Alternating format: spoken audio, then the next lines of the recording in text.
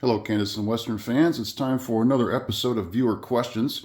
I've compiled, I think, a total of 5 questions. Let me double check here. Yep, 5 questions over the last few weeks that viewers have asked about the layout or how I do things.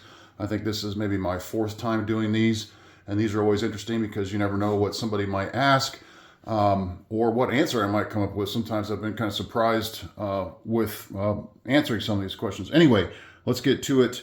Question number 1 comes from Trackman80, and he asks, do you use cork for the whole layout or just the main line? So let's talk about this. I do use cork for most of the layout is the easy question, but let's talk about the different kinds of cork. First of all, on the main line, I use regular HO scale cork, and that's just to kind of elevate the main line above all the other trackage. I think that's pretty typical for the prototype. That's not why they do it, I don't think. But that's just the look of it for how the prototype looks on the main line in terms of ballast. Now, obviously, that probably depends on different kinds of main lines, whether it's a class 1 or a class 3, in terms of where the track runs. I can't really answer that question, but for just my purposes, I do use HO scale cork, and you can see the example here. Now, on subsidiary lines and sidings, I do use N scale cork. And I'm going to bring up some photos if I can find some at the end of this answer to just kind of show you the illustration about why I use different levels of cork. But here's a perfect example here. You've got the main line on the left and you've got passing siding on the right. And that's where I've used N scale cork here. As you can see, it's much smaller and it's a lower profile. Let's see if I can, that's probably not a good example of seeing the different profiles, but let's see if I can find a better spot. All right, I'm not sure if you can see it there, but this is the main line here, and on the left is where I've gone down to N-scale cork, and you can maybe see the profile a little bit. The camera doesn't really want to focus on that too well. But anyway, if you've not used these different kinds of cork, there is a small difference. I think HO scale cork is about 3/8 of an inch thick, and N-scale is about 1/8 of an inch. So that's the difference, and like I said, to finish this answer verbally, I'm going to show you some pictures that I can find online to explain the difference. And then obviously there's lots of places on my layout where I use no cork at all, and those are basically for industry leads or industry trackage where the tracks basically are sitting at ground level. Now here in the Portland cement plant, I plan to add concrete in amongst the tracks using styrene, and that's where the tracks will actually be buried. But we'll go over the pictures here and I'll show you the differences. So here's an example really quick that I found online of basically a main line and siding at different heights. You can see the main line is here on the left, and then the siding kind of goes downhill on the right. And you can see there it kind of gets covered in grass. It's obviously not a siding or a spur that's used very often. And so this is just one example of the different heights. And that's what I wanted to represent by using the different sizes of cork. Now, as for why some industries have the tracks buried or look like they're not maintained, you'd have to talk to that industry, or maybe there's a railroad reason of why that occurs and the tracks aren't elevated like the main line. Perhaps they start that way at some point, and just over years and years of lack of maintenance, because they don't really need to maintain those tracks as much because it's usually really slow speed operations. It just ends up that way. I couldn't say. I'll allow people with better knowledge than me to answer that question in the comments, but hopefully that answers the question about why I use different sizes of cork at different locations on my layout. All right, for our next question, 3 Bridges MR asks, how do you do your operations videos? I'm going to show you a photo of how I usually shoot my operations videos of my phone.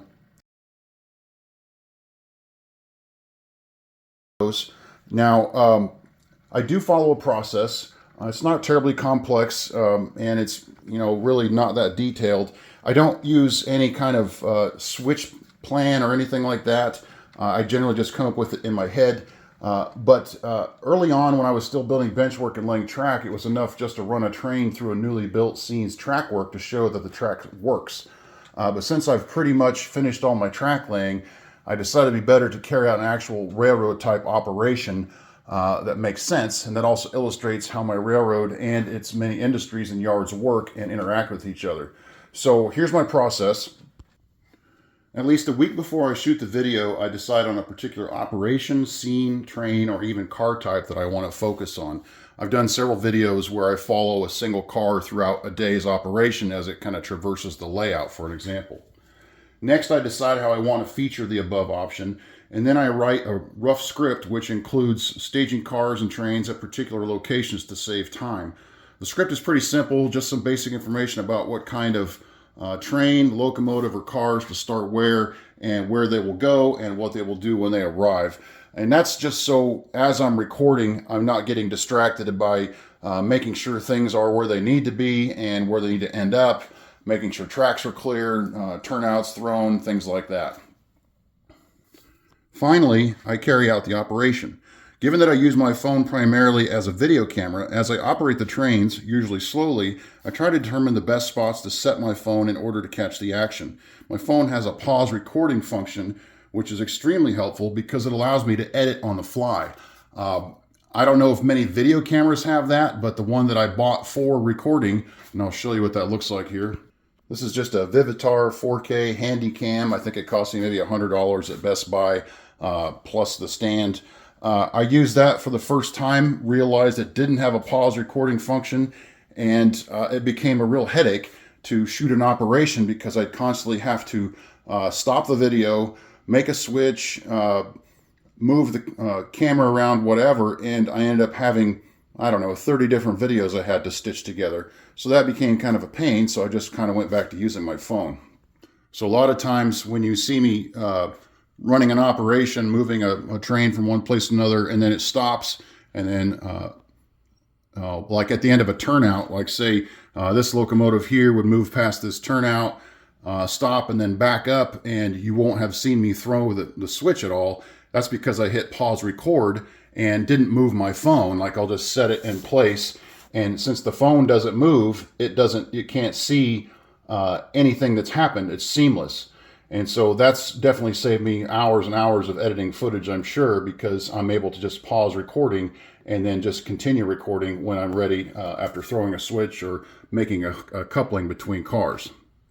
So I hope that answers your question, Three Bridges MR. Three Bridges MR asks question number 3. Do you have a time scale in mind for building and completing this layout to good enough? And the simple answer is to that, I do not. It's not something I've really considered. I'm turning 50 here next month, and so I still have quite a ways to go before I get to retirement. I know a lot of you out there are already retired and have started your layouts now, or have finished them a while and you're just enjoying them. I'm lucky enough to have a work schedule where I have lots of time off, and I'm able to enjoy a lot of that time off by working on my layout. And that's probably just not going to change anytime soon, and so I'm just going to continue working on it at my leisure. There's no time scale in mind. It gets done when it gets done. But as many of us know anyway, model railroad layouts are never done. And so I'm just going to keep working on it. I really don't know what else to say about that. There probably isn't anything else to say about that. So we'll just move on. Question number 4, HO Trackside asks, what Kelvin do you use for your layout lighting? All right, so he's talking about these strip lights here that I use, and then the room lights here. And these are all 5,000 Kelvin. Now I'm going to get on my computer again real quick and show you where I found both of these lights in case this is something that interests you. So here is the example on Amazon of the shop lights, I guess they're called shop lights, that I use for my room lighting. And they're this Barina model T5 4 feet LED shop light at 5,000 Kelvin daylight white. These come in a 6-pack, and you can daisy chain, I think, 4 of them together at once. Maybe it's all 6, I can't remember. But they use very little power, but they are very bright. You could see there in the training room how bright my room is. And I chose 5,000 for a reason, and let me see if I can find where. All right, here was my Google search question. What is the best lighting level for a model train layout? And this is what the results came up with. The ideal lighting level for a model train layout should aim for a balance between realism and functionality, with a preference for natural daylight around 5,000 to 6,500, or slightly warmer tones, which would be just a little bit less. So that's the easiest answer that I could come up with for why I chose 5,000. I know I looked at several model train forums, and it's a preference thing. Some people think 5,000 is a little bit too blue. Me being colorblind, I really can't comment on that. I mean, I'm not totally colorblind, but enough that I have a problem discerning different colors that are near each other. I don't see that blue. I just see a nice bright light that lights the area very well. Here's an example of this person's layout here. It looks pretty much the same as mine, I would say, although with different, I think the room being so blue probably makes mine look more blue. Can't really comment on that, but others can share in the comments the lighting level that they've used and why, and so that maybe will help others to decide for their own layout. Now let me show you the strip lights where I found those. All right, so here's a benefit of Amazon. If you've never used it or haven't used it very often, it saves all your past orders. And this is where I've learned that I actually used 6,000 Kelvin lights underneath my layout, those strip lights, and this is what they look like. They come in a pack of 2 that you can also daisy chain together. Actually, these are come in a split pair. I think you can see the cord there where a single outlet connection connects 2 lights, and that's why mine are all paired together. So I'm kind of surprised by that. I guess I thought I ordered 5,000, unless you might be able to change. Sometimes you can change the features when you order, but I guess I got 6,000, so I guess the ones underneath are a little bit brighter. But that might be better because we'll go back to the layout since we've looked at this stuff. So what I was saying is these lights are actually 6,000 Kelvin versus the ones in the room. And I'm thinking a little bit brighter underneath might be better, although I guess we're talking about color tones, so I might be out of my depth answering the details for this question. But underneath might be better because the light source is much smaller, I guess, than these above, and you're looking at more of a confined space. I don't know, I'm making stuff up at this point, obviously, so I really can't answer if that's better or not. But to get back to the basics of the question, 5,000 Kelvin for the ones above, and apparently 6,000 for the ones below. So hopefully that helps you answer that question. All right, our final question for today is asked by BB Railroad 6284, and he asks, what do you use for track cleaning? So I'm not probably unique than many other people. I use a variety of methods. Here we have I think this is a Bachmann track cleaning car with just an abrasive pad underneath that I've used to just drive around the layout to clean as it goes. I use, this is a gun cleaning patch that I dip in, it's not paint thinner, hang on. Here we go, it's mineral spirits. So similar to paint thinner, it can be used for the same purpose. But I've seen many videos that have been done regarding using cleaning solutions for model railroads, and I settled on mineral spirits because I believe it's known to conduct electricity versus other options, which means instead of acting as, an oil or a grease that actually can block an electrical signal, mineral spirits can actually conduct it. And I have heard that using abrasive pads is not the best. And here's a couple examples here. One that's obviously well used and one that's brand new. You want to try not to use those any more than you can and any more than you have to, because since they are an abrasive, they do create micro abrasions. I can't think of the word right now, but which does help to break down the track even more and force you to have to clean it more often. So I try not to use those except for extreme circumstances. And then I'll use just a Q-tip dipped in mineral spirits to just do some quick maintenance. But for locomotive cleaning, I do something a little bit different. I've seen someone else do this, and I'm going to demonstrate here really quick. So what I'll do is I'll take a gun cleaning patch and dip it in my little bottle of mineral spirits here, just to kind of get it fully soaked. And get a little bit off of there. And then I've got my locomotive powered up and ready to go. You can see the lights on. What I'll do is I'll lay this on the tracks. And the gun cleaning patch is thin enough that you can actually drive the locomotive onto the patch. And this is the way that I've done to clean the locomotive wheels, which is probably 50% of the reason why your trains don't run very well. So what I'll do is I'll drive it onto the patch, and then I'll pick up the rear portion of the locomotive so it won't move any further, but the wheels will still spin. And you can see here, unless you lift it too far off the tracks,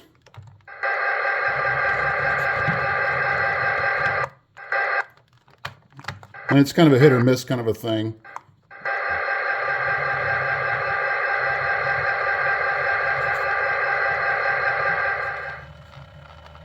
I'll just let it kind of peel out a little bit there.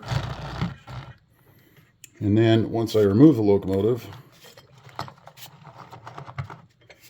this one's actually fairly clean. You can see there's not a whole lot on it. So not a good example, I guess, but you can definitely see that it did the job. It did clean those wheels a little bit. So that's how I do my locomotives. I know there's lots of different methods. That's just the one I've found the easiest and quickest. And I'll try to do that before every operations video for my locomotives I plan to use, just to help make sure things run as smoothly as possible. These things are also nice because you can just rub them along the tracks, and you can also see how dirty your track is from that result. But just one of many methods that I use. I'm sure there's lots of other suggestions out there. And if you have something different, please share it in the comments. I'd like to see other people's ideas. Helps everybody learn. But I guess that's it for now for viewer questions. If you guys have anything else that you want to know about how I do things or how my layout works, just ask me a question anytime, any video, and we'll add those to another segment in the future. So that's it for today. Thanks for watching and have a great week.